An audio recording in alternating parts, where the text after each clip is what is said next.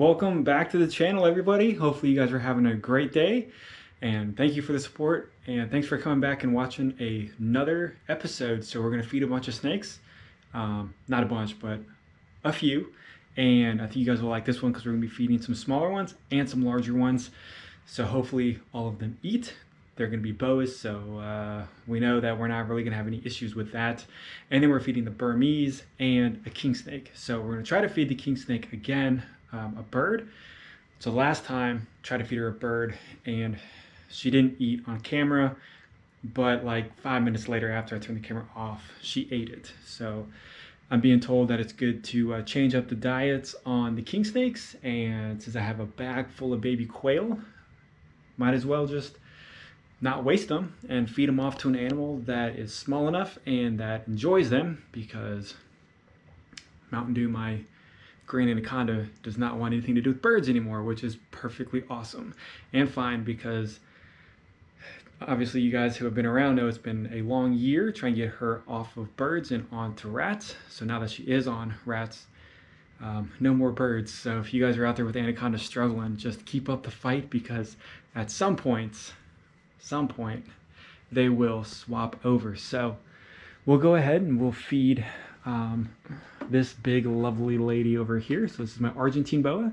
She's about 4 years old and pushing maybe 5-ish feet, and I'm feeding her a little bit more regularly than the other big boas, because it seems like she has a much stronger feeding response and she has a bigger appetite. So the last meal I gave her was a large, and I know the room is a wreck, cleaning, constantly pulling out bins, showing you guys stuff, and then trying to put everything back where it was. I need to get another rack, a smaller rack, but the budget is tight. These are expensive, and I really would like to get a 5540 for the ball pythons, and for the king snake, I got 2 king snakes, so it's not like I have that many.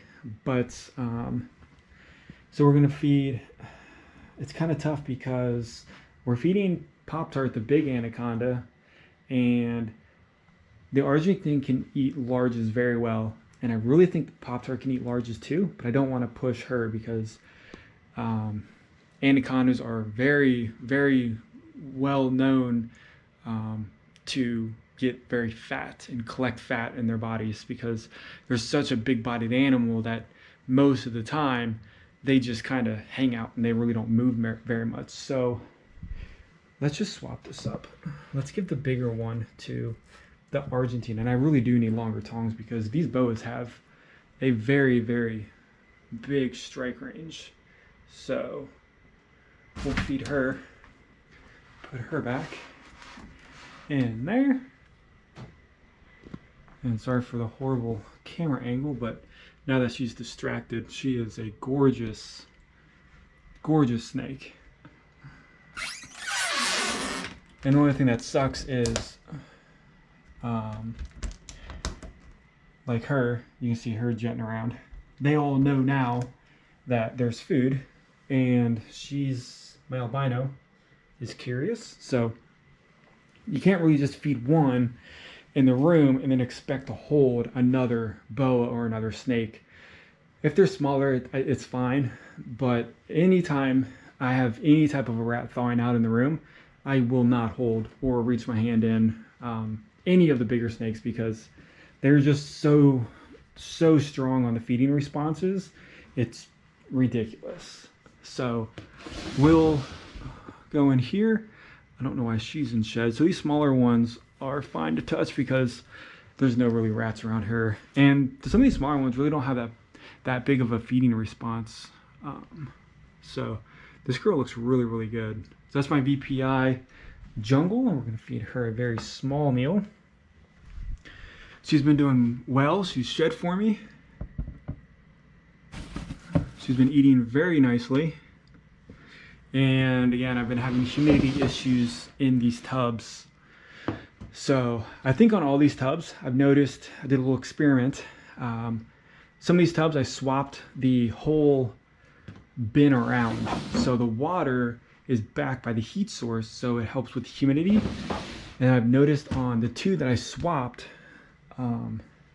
it's doing a lot better. So I think I'm going to go through all of these and just turn the tubs around where the water source is on the heat panel so it produces more humidity. So we'll just have to see what happens, and we will see if the Motley is hungry. So this is the IMG Motley, and ooh, these are kind of these are a little large. These meals are a little big, especially for some babies. Wow, there we go, perfect. He is growing. I keep calling this one a she. See how dark his tail is. So, you know, it takes a little bit of time for them to start showing their colors or changing colors, but in the end, they should look very, very nice. Here's the other IMG. Not feeding her tonight. And who else are we feeding? Okay, so we will feed off this little baby quail, day-old quail, to the black Mexican king snake. And hopefully it eats on camera. Definitely stubborn, like I said last time. But these things have strong... Wow, there we go, miss. Oh, are you gonna try again? There we go. Well, nope, miss. They have very strong feeding responses, but it's like... There we go. Could have angled that a little bit sideways for a better... so it had a, you know, more of an angle to hit.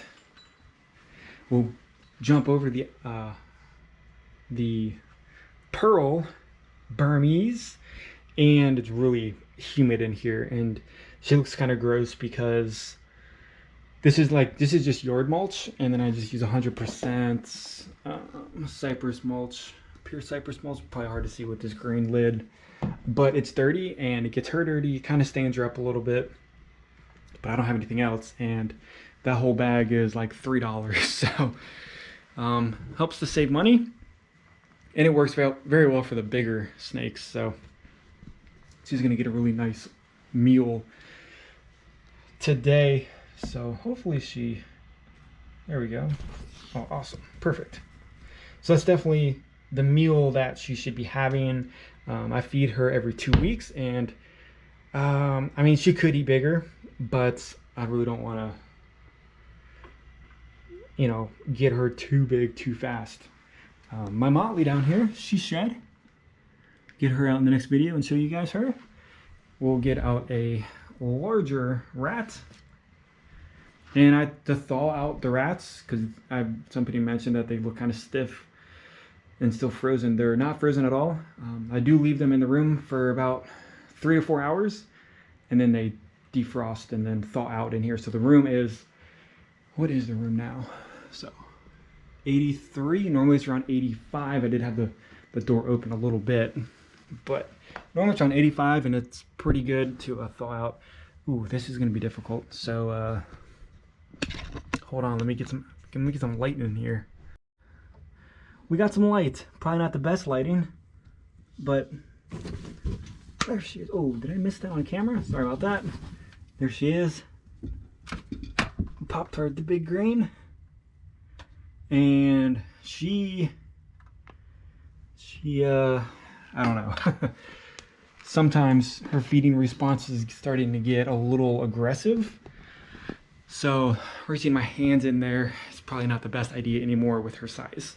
So not enough to do any real damage, but enough to make me a little nervous if she has a feeding response and wants to do a little bit of damage or bite and hold for like an hour. So we got these two, I guess these are large mice. I don't have any rat pups or weans, so we're just gonna feed 2 of these off to the beautiful girl right here, which she shed. Perfect shed, and don't want to get too close to her. So she's been eating rats. We'll see if she will still eat rats. I hope she does. There we go, or mice, whichever one it is. So perfect. And like I said, I'm really excited that she is on rodents. because it's been a long year. Been an exciting year, don't get me wrong. I don't care.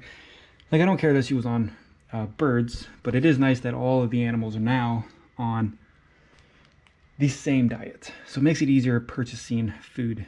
So we'll let her eat. We'll just kind of put that over there. And she needs to plump up because you knew her from earlier. We had some issues. Oh, here we go. The snow, the male snow. He shed out perfectly. I love snows. I love snows, moon glows. So we have one up here. Watch your nose. There we go. And let's see how everybody's doing really fast. Ooh, we don't want to disturb that one. Still coiled up. Is anybody eating? I don't want to make this video. Oh, there we go. Look at that. Look how fast these king snakes eat. Like, they are no joke. And I bet this one would, I bet a king snake could eat every single day. Although they don't need to. I bet they could. So, almost done with it. Poor angle on the feeding. But, there she goes. She's rattling her tail. But she'll be done here in the next couple of seconds. See how. All right, battery malfunction. So she's doing well. That's a pretty big meal. But I know Burmese can eat a lot, and they can handle a lot of food. Big on the meal sizes. I wouldn't say they can eat. I wouldn't feed her that every week, but every 2 to 3 weeks, I think that's perfectly fine for her. And that is it. So everybody's still, you know, trying to eat, and hopefully you guys have an awesome day. Like I said, really appreciate the support on the channel. Hopefully you guys have an awesome day, and I'll see you guys on the next video.